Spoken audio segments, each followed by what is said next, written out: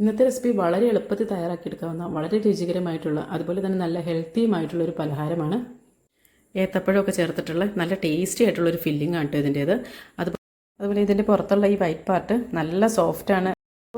പഴയകാല പലഹാരമായിട്ടുള്ള ഈ ഒരു പലഹാരം തയ്യാറാക്കുന്നത് എങ്ങനെയെന്ന് നോക്കാം. കുട്ടികൾക്കും മുതിർന്നവർക്കും ഒക്കെ ഇഷ്ടമാവുന്ന വളരെ നല്ല ടേസ്റ്റി ആയിട്ടുള്ളൊരു പലഹാരമാണ് കേട്ടോ.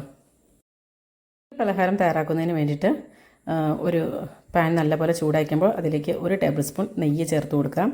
പിന്നീട് ഒരു ടേബിൾ സ്പൂൺ തന്നെ കാഷ്നട്ട് ചേർത്ത് കൊടുക്കാം.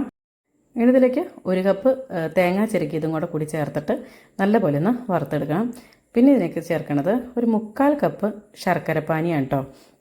അതായത് 1/4 കപ്പ് ശർക്കര എടുത്തിട്ട് ഒരു 1/4 കപ്പ് വെള്ളവും കൂടെ ഒഴിച്ചിട്ട് ഒന്ന് മെൽറ്റാക്കി എടുത്താണ് കേട്ടോ. ഇപ്പോൾ ഇതാ ശർക്കരപ്പാനിയും കൂടെ ചേർത്തിട്ടുണ്ട്. ഇനി നന്നായിട്ടൊന്ന് മിക്സാക്കി എടുക്കണം. അപ്പോൾ ഈ തേങ്ങാക്കൊത്തിൻ്റെ ഈ വലിയ ടൈപ്പ് അതായത് ബ്രൗൺ പാട്ടൊക്കെയുള്ള തേങ്ങാക്കൊത്തൊക്കെ വന്നിട്ടുണ്ടെങ്കിൽ അതൊക്കെ എടുത്ത് മാറ്റിക്കളയണം കേട്ടോ. പിന്നെ ഇതിനകത്തേക്ക് ഒരു നേന്ത്രപ്പഴം ചെറുതായിട്ട് കട്ട് ചെയ്തും കൂടി ചേർക്കുന്നുണ്ട്. എന്നിട്ട് നന്നായിട്ടും കൂടെ മിക്സാക്കി എടുക്കണം. അതായത് നേന്ത്രപ്പഴമൊക്കെ ചെറുതായിട്ടൊന്ന് ഉടഞ്ഞ് കിട്ടണം. അതേ രീതിയിലൊന്ന് മിക്സാക്കി എടുക്കണം. പിന്നീട് ഇതിലേക്ക് 1/2 ടീസ്പൂൺ ഏലക്കാപ്പൊടി കൂടി ചേർത്ത് കൊടുക്കാം. ഇനി ഇതെല്ലാം കൂടെ നന്നായിട്ടും കൂടെ മിക്സാക്കി എടുക്കണം. എന്നിട്ട് ആ ഒരു ശർക്കരപ്പാനിയൊക്കെ ഒന്ന് വറ്റി വന്നു കഴിയുമ്പോൾ ഫ്ലെയിം ഓഫ് ചെയ്യാം. അപ്പോൾ ഇനി ഇത് മാറ്റി വയ്ക്കാം. ഇനി ഒരു ഡോ തയ്യാറാക്കിയെടുക്കണം. അതിന് വേണ്ടിയിട്ട് ഒരു ബൗളിലേക്ക് 1 കപ്പ് അരിപ്പൊടി ചേർത്ത് കൊടുക്കാം. പത്തിരി ഇടിയപ്പം പൊടിയാണ് ചേർത്തിരിക്കുന്നത്. ഇനി ഇതിലേക്ക് ഒരു 1/4 കപ്പ് ഉപ്പ് ചേർക്കാം. പിന്നെ നല്ല തിളച്ച വെള്ളം കുറേശ്ശെയായിട്ട് ചേർത്തിട്ട് മിക്സാക്കി എടുക്കണം. അപ്പോൾ എനിക്കിവിടെ ഈ 1 കപ്പ് അരിപ്പൊടിക്ക് 1.25 കപ്പ് വെള്ളമാണ് കേട്ടോ വേണ്ടി വന്നത്. അപ്പോൾ അതായത് ഇപ്പം നല്ലപോലെ മിക്സാക്കി എടുത്തിട്ടുണ്ട്. ഇനി ഇതൊരു 10 മിനിറ്റ് ഒന്ന് മൂടി അടച്ച് വെക്കണം. അപ്പോൾ ഈ നമ്മുടെ ഈ ഒരു മാവ് നല്ലപോലെ ഒന്ന് സോഫ്റ്റായി വരുന്നതിന് വേണ്ടിയാണ് കേട്ടോ. അപ്പോൾ ഇത് 10 മിനിറ്റ് കഴിഞ്ഞിട്ടുണ്ട്. അപ്പോൾ ഇത് കുറച്ചൊന്ന് ചൂടാറിയിട്ടുണ്ട് കേട്ടോ ഇതിൻ്റെ. അപ്പോൾ ഇനി ഇത് നന്നായിട്ടൊന്ന് കുഴച്ചെടുക്കണം. നല്ല സോഫ്റ്റായിട്ട് തന്നെ ഒന്ന് കുഴച്ചെടുക്കണം. അപ്പോൾ നമ്മുടെ ചാനൽ ആദ്യമായിട്ട് കാണുന്നവരാണെങ്കിൽ വീഡിയോസൊക്കെ ഇഷ്ടമാണെന്നുണ്ടെങ്കിൽ വീഡിയോ ലൈക്ക് ചെയ്യാനും അതുപോലെ തുടർന്നും ഇതുപോലെയുള്ള വീഡിയോസൊക്കെ ലഭിക്കുന്നതിനായിട്ട് ചാനൽ സബ്സ്ക്രൈബ് ചെയ്യാനും മറക്കല്ല കേട്ടോ. പിന്നെ നിങ്ങൾക്ക് ഈ വീഡിയോസൊക്കെ ഇഷ്ടമാണെന്നുണ്ടെങ്കിൽ നിങ്ങളുടെ ഫ്രണ്ട്സിനും റിലേറ്റീവ്സിനൊക്കെ ഒന്ന് ഷെയർ കൂടി ചെയ്യണേ. അപ്പോൾ അതായത് ഇപ്പോൾ നന്നായിട്ട് കുഴച്ചെടുത്തിട്ടുണ്ട്. ഇനി അതൊന്ന് ചെറിയ ഓരോ ഉരുളകളെടുത്തിട്ട് നമുക്ക് വാഴയിലയിൽ ഇതുപോലെ ഒന്ന് പരത്തി വെച്ച് കൊടുക്കാം. അപ്പോൾ ഈ പരത്തുമ്പോൾ നമ്മുടെ കയ്യിലിട്ട് ഒട്ടിപ്പിടിക്കും. അതായത് ഇങ്ങനെ ശരിക്കും പരത്തിയെടുക്കാനായിട്ട് ഇതുപോലെ വെള്ളത്തിലൊന്ന് മുക്കിയതിന് ശേഷം ഇങ്ങനെ നനച്ചിങ്ങനെ ആക്കി കൊടുക്കണം കേട്ടോ. അപ്പോൾ നല്ല രീതിക്ക് നല്ല തിന്നായിട്ട് തന്നെ വരുന്നതാണ്. ഇനി ഒരു സെൻറ്ററിൽ നിന്നും കുറച്ച് മാറിയിട്ട് നമുക്ക് ഈ ഒരു ഫില്ലിങ് വെച്ച് കൊടുക്കാം. എന്നിട്ട് ഇതൊന്ന് അടച്ചു കൊടുക്കണം. അപ്പോൾ അടച്ചു കൊടുക്കുമ്പോൾ ഇതുപോലെ ഒന്ന് ഒട്ടിക്കാൻ പാകത്തിന്, അതായത് എന്താ പറയുക, മാവ് തമ്മിൽ ഒന്ന് ഒട്ടിയിരിക്കണം. അപ്പോൾ അതുപോലെ ഒന്ന് ആക്കി കൊടുക്കണം കേട്ടോ. അതുപോലെ സെൻറ്ററിൽ മാത്രമാണ് കേട്ടോ ഫില്ലിങ് വെച്ച് കൊടുക്കാമുള്ളൂ. സൈഡിലായിട്ടൊന്നും വെക്കരുത്. അപ്പോൾ പുറത്തേക്ക് ലീക്കായിട്ട് ഇങ്ങനെ പോരും. ഇനി ഇതൊന്നും മടക്കി കുഴപ്പമൊന്നുമില്ല കേട്ടോ. കാരണം നമ്മൾ ആ മാവ് കൊണ്ട് തന്നെ ഒന്ന് ഒട്ടിച്ച് വെക്കുന്നുണ്ടല്ലോ. അപ്പോൾ അതുകൊണ്ട് തന്നെ ഇത് പുറത്തേക്കൊന്നും വരത്തൊന്നുമില്ല കേട്ടോ. നമ്മുടെ ഫില്ലിംഗ് ഒന്നും പുറത്തേക്കൊന്നും വരത്തൊന്നുമില്ല.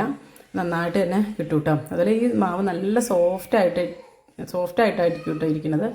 നല്ല ടേസ്റ്റുമാണ് കഴിക്കാനായിട്ട്. കുറേ പേർക്കൊക്കെ അറിയാവുന്ന ഒരു റെസിപ്പി തന്നെയായിരിക്കും. എങ്കിലും അറിയാൻ പാടില്ലാത്തവരും ഉണ്ടാവില്ല. അതുപോലെ ബിഗിന്നേഴ്സ് ആയിട്ടുള്ളവർക്കൊക്കെ യൂസ്ഫുള്ളായിരിക്കും. പിന്നെ കുറേ പേരൊക്കെ ഇതൊക്കെ ചിലപ്പോൾ മറന്നു പോയിട്ടുണ്ടാവും. അപ്പോൾ അങ്ങനെയുള്ളവർക്കൊക്കെ യൂസ്ഫുള്ളായിട്ടുള്ള ഒരു വീഡിയോ ആയിരിക്കും ഇത്.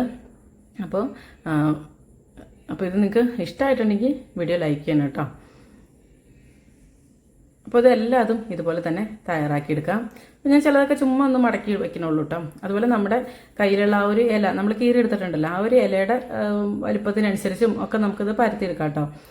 അപ്പോൾ ഇതിപ്പോൾ കുറച്ചൊക്കെ ചിലതൊക്കെ ചെറിയ ഇലകളൊക്കെ ആയിരുന്നു. ഞാൻ കീറി വന്നപ്പോൾ കുറച്ചൊക്കെ കീറിപ്പോയി. അപ്പോൾ അതനുസരിച്ച് നമ്മൾ അഡ്ജസ്റ്റ് ചെയ്ത് അങ്ങനെ ഇവിടെ ഉണ്ടാക്കിയെടുക്കുക കേട്ടോ. അപ്പോൾ എല്ലാതും ഇതുപോലെ തന്നെ എടുത്തിട്ടുണ്ട്. അപ്പോൾ ഈ ഒരു അളവിൽ നമുക്ക് ഇങ്ങനത്തെ സൈസിലുള്ള ഒരു 7 അട നമുക്ക് കിട്ടും കേട്ടോ. ഈ അടയിലാണെങ്കിലും നമ്മൾ ഈ ഒരു ഫില്ലിങ്ങിൽ പഴമൊക്കെ ചേർത്തല്ലോ. അപ്പോൾ അത് കാരണം തന്നെ ഇതിന് ഭയങ്കര ഒരു ടേസ്റ്റ് തന്നെയാണ് കേട്ടോ.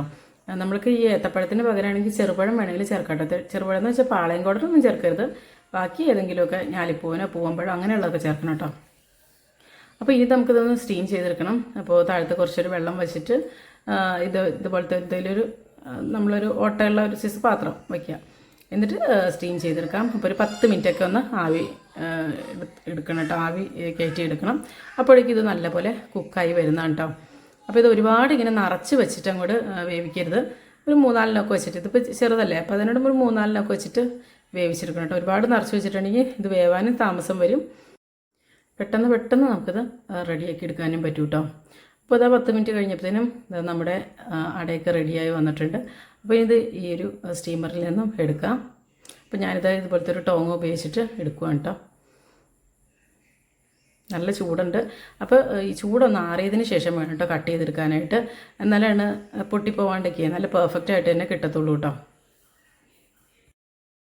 ഞാനിത് വീഡിയോ എടുക്കുന്നതുകൊണ്ട് തന്നെ ഒരു 2-3 മിനിറ്റ് കഴിഞ്ഞിട്ട് ഞാൻ ഇതും കൂടി എടുത്തു കേട്ടോ. കാരണം വെച്ചാൽ എനിക്ക് വീഡിയോ എടുക്കണം, ഫോട്ടോ എടുക്കണം, അപ്പോൾ സമയം എടുക്കില്ല. അപ്പോൾ അതുകൊണ്ട് പെട്ടെന്ന് തന്നെ കൂടി എടുത്തു കേട്ടോ. എന്നാലും കുഴപ്പമൊന്നും ഉണ്ടായില്ല കേട്ടോ, നല്ലതായിട്ട് തന്നെ കെട്ടിയിട്ടുണ്ട്, പൊട്ടിപ്പോയതൊന്നുമില്ല. അപ്പോൾ ഇത് കട്ട് ചെയ്തെടുക്കാം. അപ്പോൾ ഇത് എന്താ പറയുക, നല്ല സോഫ്റ്റായിട്ടുള്ള ഒരു ഇലയുടെയാണ് കേട്ടോ. എല്ലാവരും തയ്യാറാക്കി നോക്കും, എന്നിട്ട് അഭിപ്രായങ്ങളൊക്കെ കമൻസിലൂടെ അറിയിക്കണേ. അപ്പോൾ വിഷു സ്പെഷ്യലായിട്ടുള്ള ഈ ഒരു ഇലയുടെ എല്ലാവർക്കും ഇഷ്ടമായെന്ന് വിചാരിക്കുന്നു. അപ്പോൾ നല്ലൊരു ഉഷാറ് വീഡിയോയുമായി വീണ്ടും കാണാം. എല്ലാവർക്കും വിഷു ആശംസകൾ. Thank you for watching Ayisha's creations.